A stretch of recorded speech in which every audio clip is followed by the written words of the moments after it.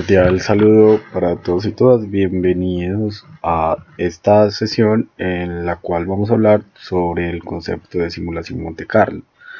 Básicamente vamos a ver algunas definiciones y vamos a explorar las posibles aplicaciones que puede tener el concepto y sus orígenes.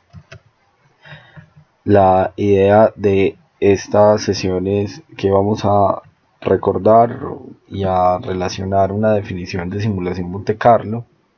Vamos a definir el concepto de número aleatorio y vamos a hablar un poco sobre el origen de la simulación Monte Carlo y la relación que tiene con los procesos de integración. Por último, revisaremos el algoritmo general de la simulación Monte Carlo y algunas de sus aplicaciones. Veremos también el concepto de estado estable y dejaremos planteado un ejercicio en el cual seguiremos profundizando en los conceptos tratados. Si hay alguna inquietud, no duden en plantearla en la plataforma y al final podrán encontrar también la bibliografía con la cual se elaboró esta presentación. Luego, lo primero que tendríamos que hacer es poder definir a qué nos referimos cuando hablamos de simulación Monte Carlo. Básicamente hay dos definiciones que nos ayudan a entender muy bien a qué nos estamos refiriendo. Primero, cuando hablamos de simulación Monte Carlo, estamos hablando de la estimación de valores de funciones a través del muestreo sistemático de variables aleatorias. Esto es poder resolver ecuaciones usando números aleatorios. O también nos referimos a un conjunto de técnicas estocásticas que usan números aleatorios y funciones de probabilidad para estudiar problemas. Es decir, la simulación Monte Carlo se entiende como la utilización de variables aleatorias y sus respectivas funciones de probabilidad para modelar fenómenos que luego son estudiados usando números aleatorios que nos permiten encontrar muestras de esas funciones de probabilidad y entender el comportamiento de los procesos bajo las condiciones que estamos interesados en estudiar. Por número aleatorio vamos a entender lo siguiente, y es que un número aleatorio es una variable aleatoria que tiene una distribución uniforme en el intervalo de 0 a 1, con 0 cerrado y 1 abierto, es decir, el 0 está incluido en el intervalo, el 1 no. Que tiene dos propiedades básicas. Una, la distribución uniforme entre 0 y 1, lo que implica que todos los números en ese intervalo tienen exactamente la misma probabilidad de salir. Y dos, la propiedad de independencia estadística, que se refiere a que haya salido un número no condiciona que otro número pueda volver a salir. Es decir, es un número aleatorio, o la generación de números aleatorios, podríamos decir, cumple con esa propiedad markoviana de pérdida de memoria. No porque yo ya haya sacado el punto 5 va a tener menos probabilidad de salir en una próxima elección, dado que existe independencia estadística entre estos valores. Ahora, para hablar del origen de la simulación, tendríamos que pensar en estas dos personas, en von Neumann y Ulam.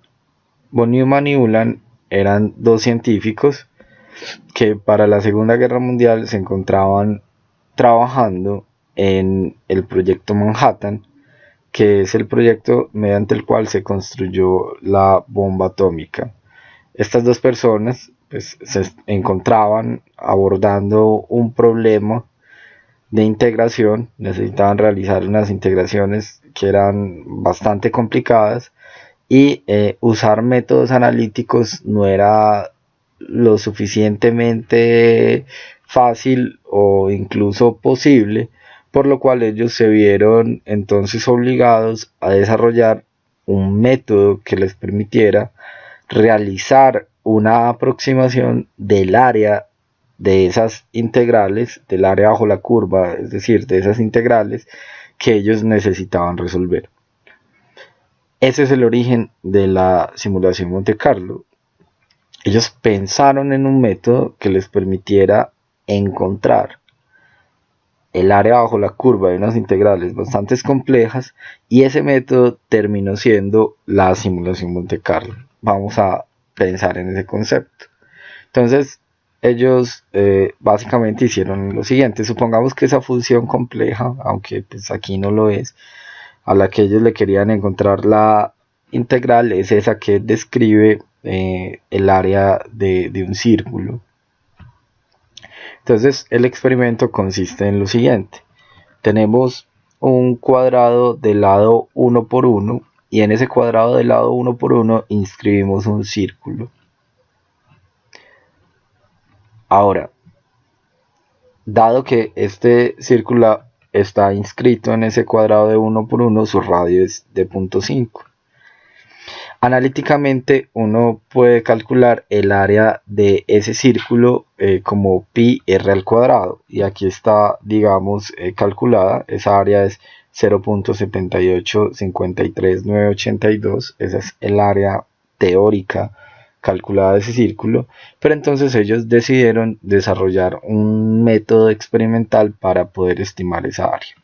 El método consiste en lo siguiente: en lanzar dardos aleatoriamente sobre toda la superficie del cuadrado y luego contar qué proporción de los dardos lanzados están adentro y qué proporción de los dardos no lanzados se encuentra afuera de la circunferencia, para poder estimar mediante esa proporción el área del círculo.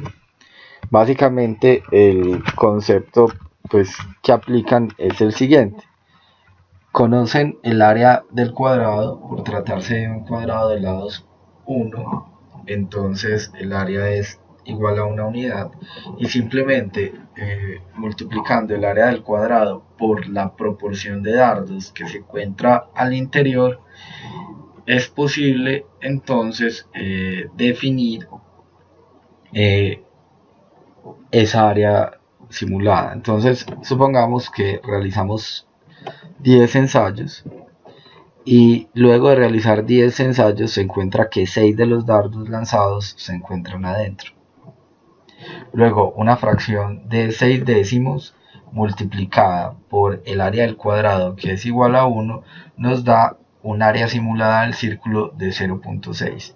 Comparando ese valor del área simulada con el área teórica, encontramos una diferencia del 24%. Es una diferencia bastante grande. Ahora, si nosotros repetimos el experimento más veces, lanzamos más dardos, podemos empezar a observar lo siguiente, y es que la diferencia entre el área simulada y el área teórica que estamos calculando empieza a disminuir. Mire lo que pasa cuando realizamos 100 lanzamientos. Realizamos 100 lanzamientos, suponga que 83 de esos dardos quedaron adentro, el resto quedó por fuera de la circunferencia. Y luego pues lo que tenemos es que el área del círculo simulada sería la fracción de 83 sobre 100 por 1, lo que nos da 0.83. De 0.83 a 0.7853982, que es el área teórica real, pues hay una diferencia, y esa diferencia se estima en el 6%. Ahora, si quisiéramos ser más precisos, podríamos realizar muchos más ensayos. Entonces, si lanzamos 1000 dardos, pues nuestra área total está todavía más marcada, ¿sí? Y cuando contamos cuántos dardos caen adentro, pues nos encontramos con una suma de 7.83. Eso comparado con el área, digamos, simulada, es decir, 783 sobre 1000 por 1, nos da un área simulada de 0.783 y eso comparándolo con el área teórica nos da una diferencia pues ya casi que cercana a cero, aproximadamente cero en esa estimación. Luego, entre pues más lanzamientos nosotros realicemos, pues mejor va a ser nuestra estimación del área de círculo. Este es básicamente el origen de esta, digamos, forma de realizar integraciones y que pues al final nosotros llamamos simulación Monte Carlo. Un poco el algoritmo que describe este problema es el siguiente: definimos la cantidad de ensayos a realizar, definimos el área del cuadrado, que esa no es una incógnita, y lo que hacemos es que por cada ensayo generamos dos coordenadas, la coordenada en X y la coordenada en Y. Y esas dos coordenadas pues describen el punto en el cual cae uno de los dardos lanzados. Luego utilizamos la fórmula de la distancia para verificar en dónde queda ese punto con respecto al origen, que el origen del círculo es el punto 5.5, y lo que hacemos es lo siguiente: si observamos que la distancia a la que se encuentra ese dardo que lanzamos es menor a 0.5, es decir, al radio del círculo, es menor al radio del círculo, entonces decimos que ese punto cayó dentro del área del círculo y lo contamos. Al final lo que hacemos es estimar el área del círculo como la cantidad de puntos que cayeron adentro sobre la cantidad de dardos realmente lanzados por el área del cuadrado, y podemos, digamos, reportar el área estimada del círculo en el pseudocódigo. Este es, digamos, el pseudocódigo que nos permite realizar este ejercicio de estimar el área del círculo. Ahora, en general, pues lo que uno observa es lo siguiente, y es que hay un algoritmo básico que siempre se utiliza en los procesos de simulación Monte Carlo. Primero, se determinan las variables aleatorias involucradas en el problema y sus distribuciones de probabilidad acumuladas. Luego se genera un número aleatorio uniforme entre 0 y 1. Se determina el valor de esa variable aleatoria para ese número aleatorio generado de acuerdo a las clases que tenemos. Y se calculan algunas estadísticas descriptivas como la media, la desviación estándar, el error, y también se puede realizar, digamos, un histograma para muestrar esas variables. Al final lo que hacemos es analizar los resultados para distintos tamaños de muestra. Si usted se fija, esto es, digamos, una estructura genérica que se usa en todos los problemas. Las relaciones entre esas variables pueden variar y algunas ser un poco más complejas que otras, pero es la estructura básica que nos encontramos. Ahora, la simulación Monte Carlo tiene unas aplicaciones pues en muchísimas áreas, pero es especialmente usada en las siguientes: en finanzas, es bastante usada para realizar análisis financieros, evaluaciones de flujos de caja cuando no tenemos certeza sobre cómo va a ser el futuro en los proyectos de inversión financiera. En programación de proyectos también es usada para estimar, por ejemplo, la duración de las actividades en un proyecto largo y la elaboración de cronogramas ajustados. En programación de producción también es bastante usada. Hay muchas aplicaciones en termodinámica de la simulación Monte Carlo y en general pues en cualquier disciplina para la cual la técnica digamos pueda aportar una solución. Pero si pensamos en elementos relacionados con la ingeniería industrial, los tres primeros son quizá los campos de aplicación más amplios para la simulación Monte Carlo. Y por último vamos a pensar un poco en este concepto de estado estable que ha venido, digamos, teniendo una evolución a lo largo de lo que hemos venido estudiando. Intuitivamente ya entendemos un poco qué es el estado estable. y decimos que una variable se encuentra en estado estable si su valor esperado no cambia con el tiempo. Esto es que a medida que nosotros realizamos más iteraciones en nuestros procesos de simulación, encontramos más números que se agregan para poder calcular los valores promedio de las variables que estamos tratando de estimar. Entonces lo que vemos es que hay una menor variabilidad. Es como lo que acabábamos de ver acá. Sí, entre digamos más experimentos yo realizo, las diferencias entre la variable que estoy estimando, su estado estable, se van reduciendo. La variabilidad se va reduciendo. Aquí teníamos variabilidades del 24%, del 6%, ahora casi el 0%.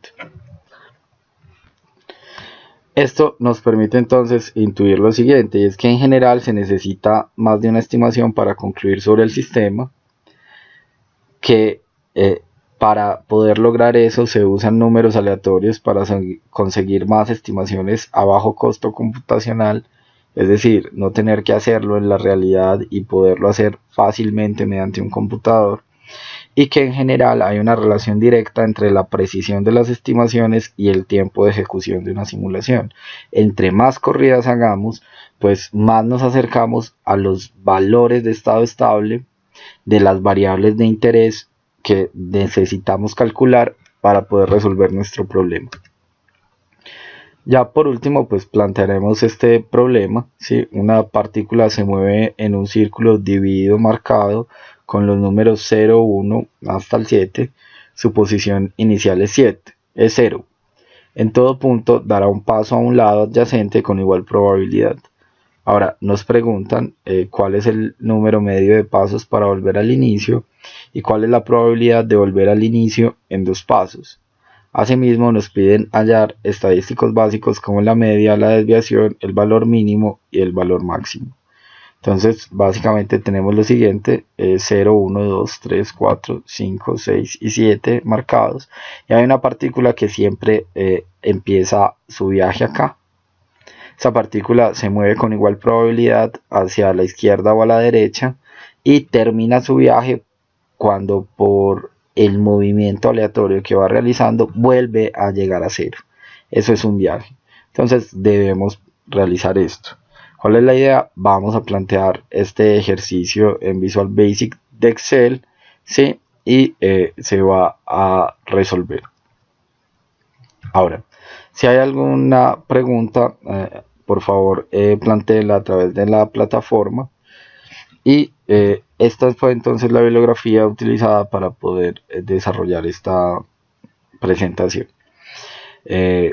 Espero que se encuentren bien y que tengan entonces un feliz resto de día. Hasta pronto.